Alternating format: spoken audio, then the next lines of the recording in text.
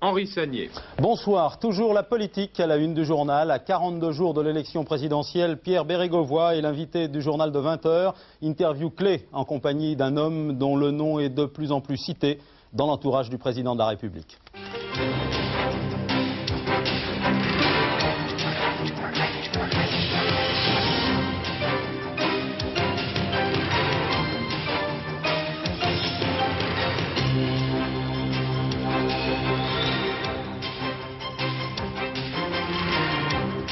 Yitzhak Shamir à Washington pour 3 jours. En jeu, le plan de paix américain au Proche-Orient.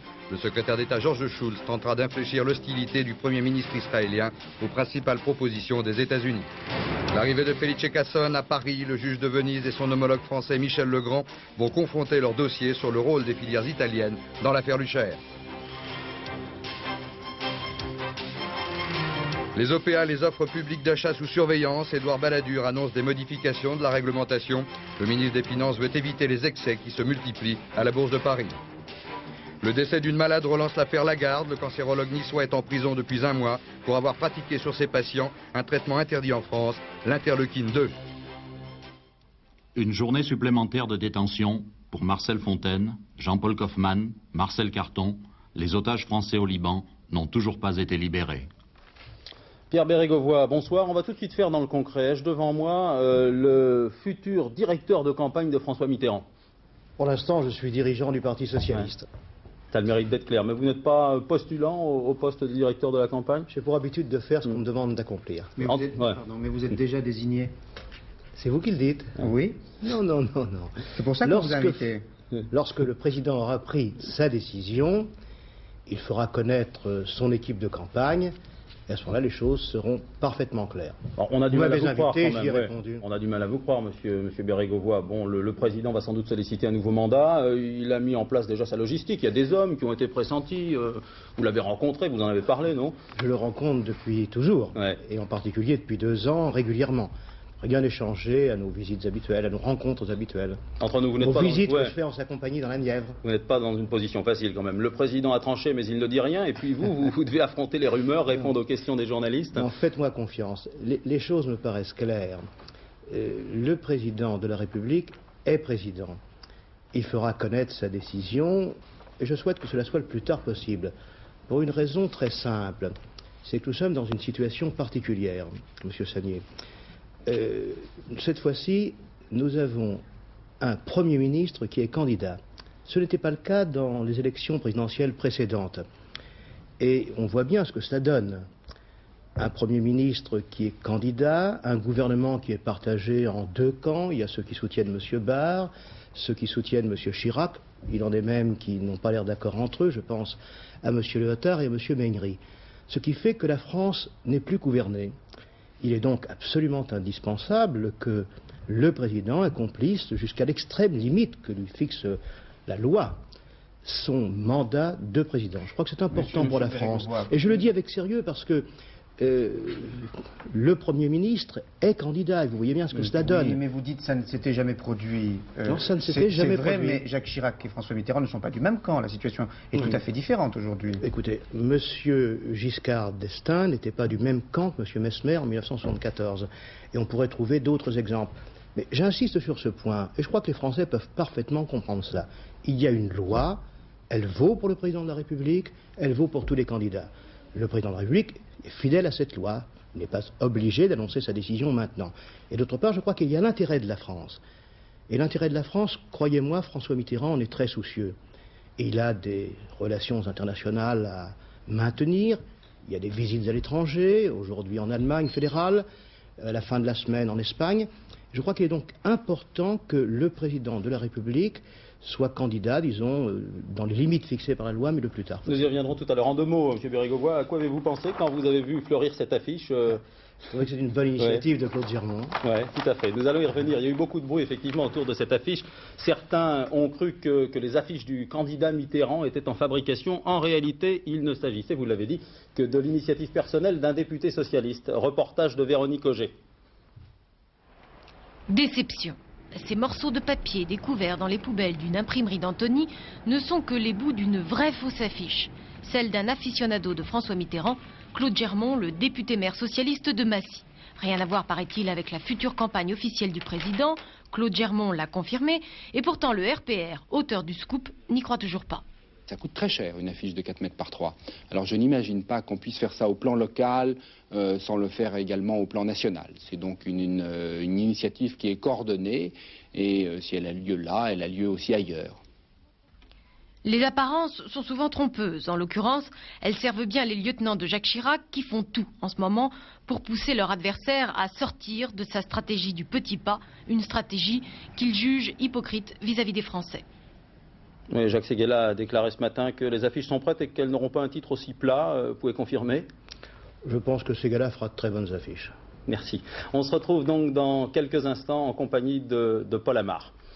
Dans l'immédiat, voici un tour d'horizon complet de l'actualité en commençant par la mission d'Yitzhak Shamir à Washington. Le Premier ministre israélien, conforté par la grande manifestation qui s'est déroulée hier soir à Tel Aviv, va essayer d'obtenir des modifications au plan de paix proposé par M. George Shultz. Mission, vous le savez, délicate, d'autant que l'intransigeance du Premier ministre israélien n'est pas partagée par Shimon Peres, le ministre des Affaires étrangères. Restent les Américains, forts de l'appui de la communauté juive installée aux États-Unis. Ils vont tout faire pour que M. Shamir accepte le fameux plan de paix.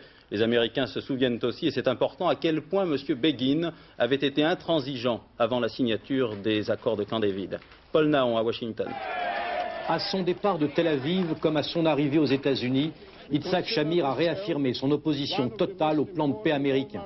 Yitzhak Shamir et George Shultz se sont déjà rencontrés au département d'État ce matin une première fois. Et George Shultz ne désespère pas de convaincre le Premier ministre israélien d'échanger une partie des territoires contre la paix. En tout cas, jamais visite d'un Premier ministre israélien à Washington n'aura été aussi cruciale. Manifestation de pro et d'anti devant la Maison-Blanche et surtout une opinion publique, juive et non juive, profondément troublée par les images de violence dans les territoires occupés que la télévision américaine diffuse maintenant tous les jours depuis 3 mois. Mais la tâche de George Shultz, qui n'est déjà pas très facile, s'est encore compliquée par la décision du Congrès américain de fermer le 21 mars prochain le bureau de l'OLP auprès des Nations Unies à New York. Une décision qui a soulevé un véritable tollé au sein du monde arabe, notamment parmi les pays qui soutiennent le plan de paix des États-Unis, l'Égypte et la Jordanie. Dans le conflit Iran-Irak, l'Irak a mis ses menaces à exécution en tirant 7 missiles sur Téhéran. Bagdad évoque des représailles après les bombardements iraniens sur les villes frontières, notamment sur Bassora. Patricia Coste. 7 missiles en quelques heures sur le centre d'une capitale de 10 millions d'habitants. À Téhéran, c'est la stupeur et l'horreur.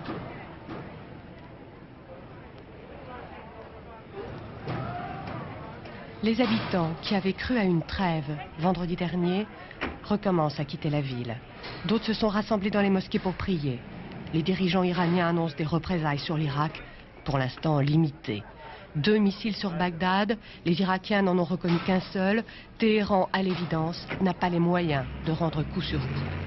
Pourquoi alors avoir rompu si vite la trêve, ici à la frontière nord, où ces civils ont été à leur tour victimes de l'artillerie iranienne, entraînant la reprise de la guerre des villes? Téhéran prétend vouloir continuer à se battre sur les fronts traditionnels. Bagdad veut forcer les Iraniens à stopper toute offensive. Les autres télégrammes de l'étranger avec François Cornet. Ensuite, nous parlerons tour à tour d'économie et de justice.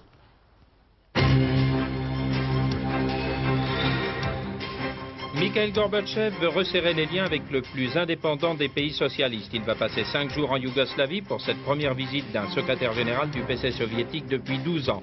Temps fort de ce voyage, l'adoption d'un document destiné à moderniser le cadre des relations entre les deux pays.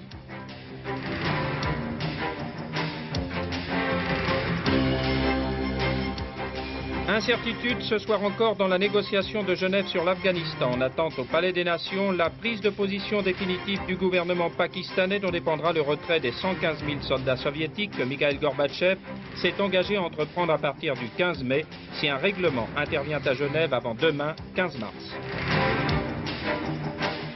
Arrivé aujourd'hui à Dublin des corps des 3 militants de l'IRA dont les obsèques seront célébrées mercredi prochain de l'autre côté de la frontière à Belfast, avertissement de la police d'Irlande du Nord. Nous souhaitons que vous enterriez vos morts en paix, sinon la police fera son devoir, aussi désagréable soit-il.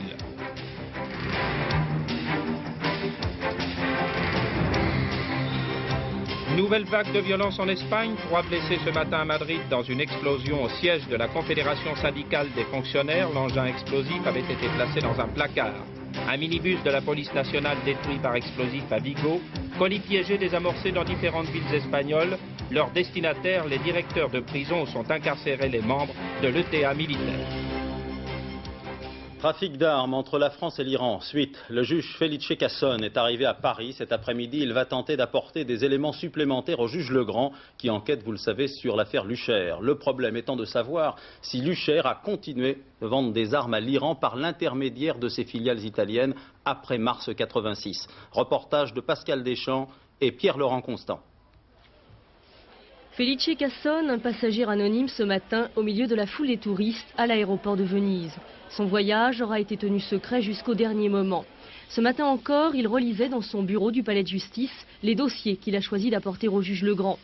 En Italie, le juge Casson, 34 ans, est un spécialiste des enquêtes épineuses, connu pour son indépendance. En 8 ans d'instruction, il a mis en cause la hiérarchie judiciaire, l'administration et les services spéciaux italiens dans des affaires de terrorisme et de corruption.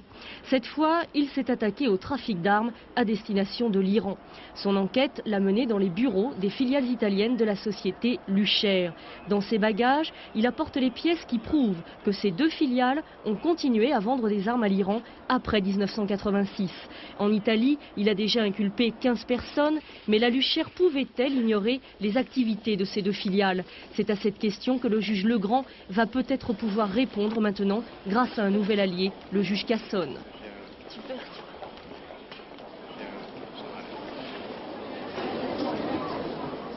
L'économie à présent, une mesure sans précédent vient d'être prise à la Bourse de Paris. Une charge d'agent de change est suspendue. On reproche à la charge Baudouin de graves carences dans la gestion et surtout dans la surveillance des affaires. Pour le moment, la compagnie des agents de change se refuse à tout commentaire.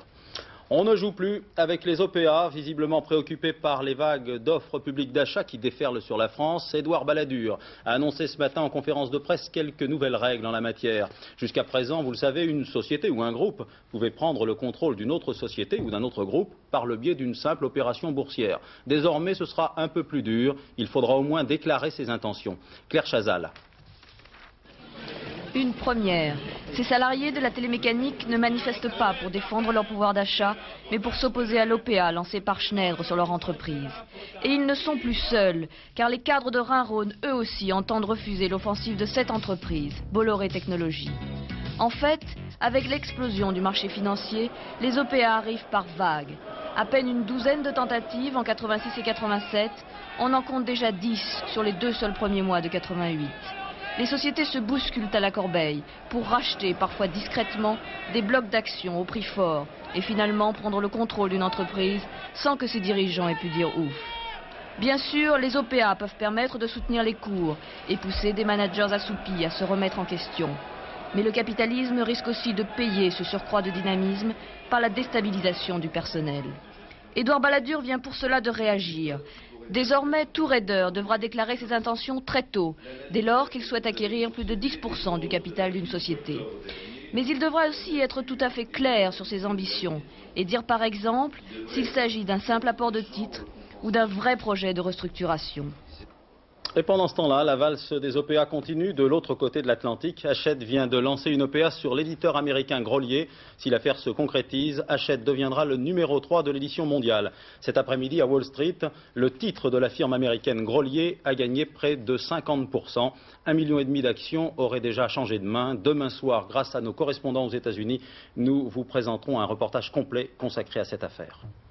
La politique, avalanche de petites phrases à 42 jours de l'élection présidentielle. Le PC et le Front National évoquent déjà le second tour de l'élection.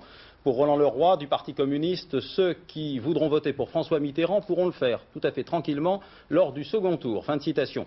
Jean-Marie Le Pen, lui aussi catégorique, affirme que pour le deuxième tour, il fera un choix plus direct et plus clair que Jacques Chirac en 1981.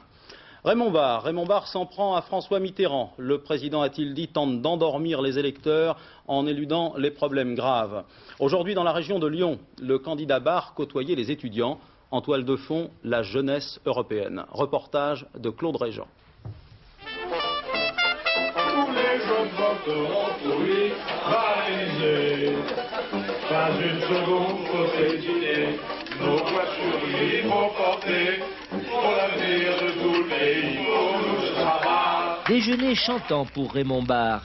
Après les jeunes étudiants européens et avant une rencontre dans le Beaujolais, c'était l'heure des copains d'abord, mais aussi l'heure des coquins lorsque le candidat a évoqué ses souvenirs de potache. Moi j'étais un chahuteur froid.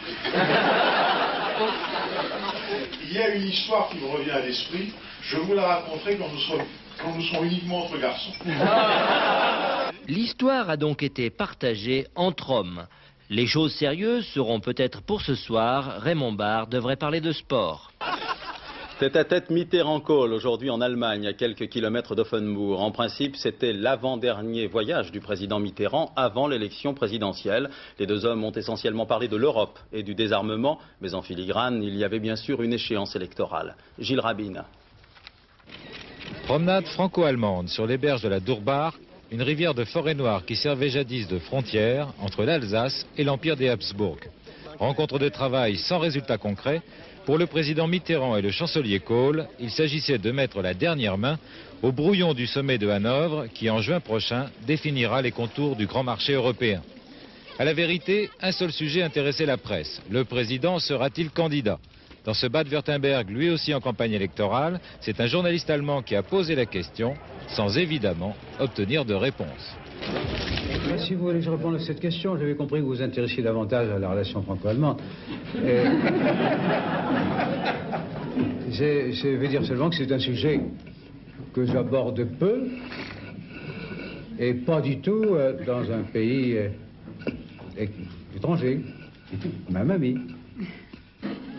Ce n'est pas François Mitterrand qui est en campagne électorale, mais Helmut Kohl, dont la majorité absolue est menacée en Forêt-Noire. Oui, monsieur Bérégovoy, quelle est la date butoir pour François Mitterrand? Les derniers bruits font état du 24 mars prochain. Là encore, vous êtes dans le secret? Non, je ne suis pas dans le secret, parce qu'il s'agit là d'une décision du président de la République. Il est bien évident que le président de la République fera connaître sa décision avant la fin du mois. Nous sommes d'accord là-dessus. Mais j'entendis dire un instant que la campagne n'abordait pas les problèmes graves, disait M. Barre, qui nous a montré d'ailleurs qu'il savait sourire, ce qui est un peu inattendu. Mais ce que je dis, ça dépend des candidats en présence. À eux de dire ce qu'ils proposent pour la France. Si la campagne n'est pas intéressante, c'est leur fait. Les socialistes ont fait connaître leurs propositions. Alors, elles sont objet de débat. En réalité, actuellement, M. Chirac et M. Barre font un procès en sorcellerie au Parti socialiste. Ils partagent la France entre les bons et les méchants, et je comprends que ce discours-là, qui est un discours sectaire et intolérant d'autrefois, n'intéresse personne. Alors, Monsieur Bérégovoy, excellente transition, vous avez parlé de programme. Contrairement à ce que vous dites, on connaît ceux de Jacques Chirac et de Raymond Barre. Si Jacques Chirac est élu président, ce sera la continuité politique et économique, il n'y aura pas de dissolution de l'Assemblée nationale. Si Raymond Barre est élu président, il y aura dissolution. Vous, dissolution ou pas? Oui, vous posez une question en ce qui concerne le programme. Là, il s'agit d'une décision qu'est appelé à prendre le président de la République. Ce n'est pas un programme, ce n'est pas un élément de programme pour la gestion de la France. Mais c'est vrai que la question se pose. Nous avons toujours dit que la majorité présidentielle, qui se sera exprimée au deuxième tour de l'élection, devrait se retrouver en acte de gouvernement dans les semaines qui suivront l'élection du président de la République. Ça veut dire? Faudra-t-il une dissolution pour cela? Le président élu appréciera. Moi, je pense que tôt ou tard, il devra y avoir un retour aux urnes, mais je n'engage que moi, c'est au président de se prononcer. Ce qui est certain, c'est que les citoyens qui se seront rassemblés au deuxième tour, par hypothèse, sur le nom du candidat socialiste, constitueront la nouvelle majorité présidentielle. Et je dois dire d'ailleurs, M. Amar, que seul le candidat socialiste peut rassembler une majorité. Car M. Barre et M. Chirac, à eux deux, totalisent à peu près 41-42%. Mais ils ont une majorité, M. Non, M. Amar. Si. Ils ont besoin des voix du Front National. Et vous savez... Mais pas aujourd'hui, il y a le RPR et l'UDF, ils ont une majorité. Écoutez, après cette campagne, qu'en restera-t-il? M. Barre reproche à M. Chirac de distribuer des sucreries, en quoi il a d'ailleurs raison. Et M. Chirac promet à tout le monde n'importe quoi, n'importe comment. Vous souhaitez gouverner avec des centristes? Attendez, permettez-moi de terminer, après je reviendrai à cette question. Il y a deux majorités possibles pour M. Barre ou M. Chirac que s'ils additionnent le Front National. Or, il y a dans le pays une majorité de Français qui ne veut pas de cette coalition-là. C'est pourquoi je disais, seul le Parti Socialiste peut rassembler une majorité au deuxième tour. Avec qui? Eh bien, avec ceux qui se reconnaîtront dans la personne et les orientations du candidat socialiste. Je crois que ça fait beaucoup de monde dans notre pays, car il y a en effet des gens qui sont déçus par les 2 années de gouvernement de M. Chirac, on le voit dans les sondages, ceux-là seront naturellement à nos côtés et nous les accueillerons. Soyons précis, vous tendez la main à M. Méhaignerie ce soir? M. Méhaignerie est du côté de M. Barre. Pour l'instant, je n'ai pas à lui tendre la main, il ne me l'attend d'ailleurs pas, mais je dis qu'il y a aujourd'hui, dans les électrices et les électeurs du centre, comme dans les électrices et les électeurs du Parti communiste, des femmes et des hommes qui se reconnaissent dans nos orientations, nous les rassemblerons. À condition de C'est connaître, aussi simple que ça. Alors, à condition de connaître précisément le programme, on va y venir. On va être très concret. La majorité actuelle a privatisé des grandes entreprises. Allez-vous les nationaliser? Nous avons déjà dit que nous ne jouerons pas au ping-pong avec les entreprises françaises. Donc, il n'y aura pas de renationalisation systématique, nous l'avons dit, mais il est clair aussi que l'État ne pourra pas ignorer ce qui se passe dans certains secteurs. Qu'allez-vous faire de la CNCL? Non, on va être très concret et très bref. Oui, qu'allez-vous faire de la CNCL? Très concret. Vous savez, je voudrais que vous posiez à tout le monde la question de répondre par oui ou par non, mais je me prête au jeu. La CNCL, c'est un organisme, qui l'a dit, qui ne mérite guère le respect. Moi, je souhaite qu'un large consensus puisse s'établir autour d'une haute autorité qui garantisse aux journalistes, dans quelques stations de radio ou de télévision qu'ils soient, leur liberté de jugement et leur liberté de commentaire. Là-dessus, je suis convaincu qu'il peut exister à l'Assemblée nationale telle qu'elle est aujourd'hui, voyez-vous, une majorité pour mettre en place, comment dirais-je, un organisme au-dessus de tout soupçon. Allez-vous rétablir l'autorisation administrative de licenciement? Pour l'instant, la suppression a donné de très mauvais résultats. Donc je crois en effet que par le dialogue social, il faut protéger les salariés contre l'arbitraire du gouvernement. Il y a une contradiction. Vous voulez rassembler, vous allez défaire ce que la majorité actuelle a fait. Rassembler, qu'est-ce que cela veut dire, monsieur Amar? Non, mais c'est une question très importante. Je crois d'abord qu'on est élu, le président de la République, quel qu'il soit, sera élu sur la base de ses orientations. À partir de là, il doit avoir, une fois élu, le souci de rassembler. Et pour cela, il doit tenir, pendant la campagne électorale, un discours qui ne divise pas. Et je dois dire qu'actuellement, il me semble que la campagne de M. Chirac le disqualifie pour la fonction à laquelle il prétend. Et c'est la raison pour laquelle vous ne m'entendrez jamais user d'un discours manichéen. Cela étant, peut-être y a-t-il des choses qu'il nous faut dire aussi. On me dit, M. Balladur, M. Bérégovoy, c'est la même chose, la droite et la gauche, c'est la même chose. Alors, moi, je voudrais prendre 3 exemples. Je m'en tiendrai qu'à ça. 3 exemples, mais rapidement. 3 exemples rapides, M. Sagnier, mais c'est important pour nos auditeurs. La droite a supprimé l'impôt sur les grandes fortunes et a augmenté les cotisations sociales payées par les gens les plus modestes. Voilà un exemple d'inégalité. J'en prendrai un deuxième qui intéresse la sécurité sociale. On a rétabli, le gouvernement de M. Chirac a rétabli le secteur privé dans les hôpitaux. Ça coûtera cher à la sécurité sociale, c'est fait pour quelques grands seigneurs de la médecine. Mais dans le même temps, on ne rembourse plus à 100% les médicaments destinés aux grands malades et aux personnes âgées. Troisième exemple, ce sera court, on parle beaucoup de politique familiale. Eh bien, le pouvoir d'achat des allocations familiales a diminué en 1987. Nous avions créé une allocation parentale d'éducation qui pouvait se cumuler pour les familles modestes avec un supplément pour le premier enfant.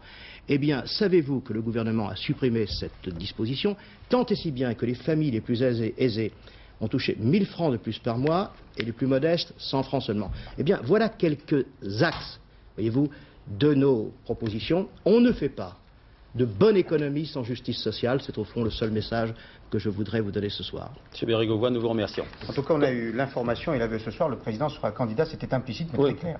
Tout à fait clair. Mais si. Nous avons tout compris. Si vous avez compris cela, après tout, c'est peut-être parce que vous êtes perspicace. Je crois que nous ne sommes pas les seuls là. Alors. Je ne vais pas nous juger, on l'a compris ce soir. Comme pour toutes les élections, le Centre d'information civique lance une campagne nationale pour expliquer que la sauvegarde de la démocratie passe par un vote massif plutôt. Un trophée du civisme sera remis à la ville de plus de 9000 habitants qui aura la plus forte participation électorale. En 81, c'est une ville du Nord, Saint-Gain en Wep, qui avait décroché la palme avec un taux supérieur à 88%. Médecine, l'affaire de Nice rebondit. Il y a un mois, souvenez-vous, 2 cancérologues niçois étaient incarcérés pour exercice illégal de la pharmacie et de la biologie. Pour soigner le cancer, ils avaient utilisé un médicament interdit en France, mais autorisé en Suisse et aux États-Unis. On reparle de cette affaire car l'une des patientes du docteur Lagarde, le cancérologue qui est encore en prison, est décédée pendant le week-end. Depuis les langues se délient, certains accusent ou portent plainte. Reportage d'Henri Bodiguel. Tandis que le cancérologue Philippe Lagarde est toujours incarcéré, son associé, le docteur Augustin Roquette, ne comprend pas, aujourd'hui encore, pourquoi il n'a passé que 4 jours en prison, alors que les 2 médecins ont été inculpés pour les mêmes motifs. J'ai été libéré, semble-t-il, grâce à la pression de mes avocats, compte tenu des problèmes des malades qui étaient sans traitement. Il y a 80 malades cancéreux qui sont en cours de traitement à l'heure actuelle. Il fallait absolument qu'il y ait quelqu'un qui sorte pour s'occuper d'eux. C'est la même inquiétude qui anime la femme du docteur Lagarde. Elle redoute que les patients de son mari ne soient abandonnés. La semaine dernière, en effet, une femme de 40 ans est morte. Elle ne recevait plus aucun traitement depuis que le docteur Lagarde a été emprisonné.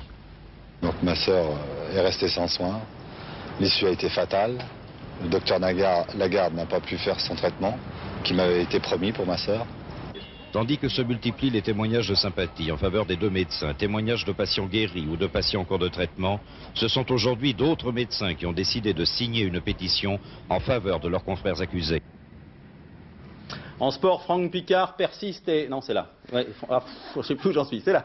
Hier, dans le Colorado, Franck Picard, notre médaillé olympique, a remporté le Super G disputé à Vail, c'était aux États-Unis.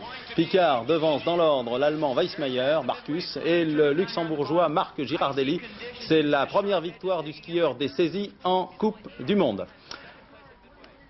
Et il avait le sourire à l'arrivée, on va le voir, je l'espère. Et il y a de quoi. Prochain rendez-vous d'information vers 23h45, c'est le dernier journal présenté par Aubry Edler. Demain, dès 6h45, n'oubliez pas Télématin, où vous retrouverez bien sûr Roger Zabel et son équipe. À 7h45, François Lacombe, président de la FNSEA, sera l'invité de Gérard Morin dans Les 4 vérités. Merci de votre fidélité et à demain 20h. Bonsoir.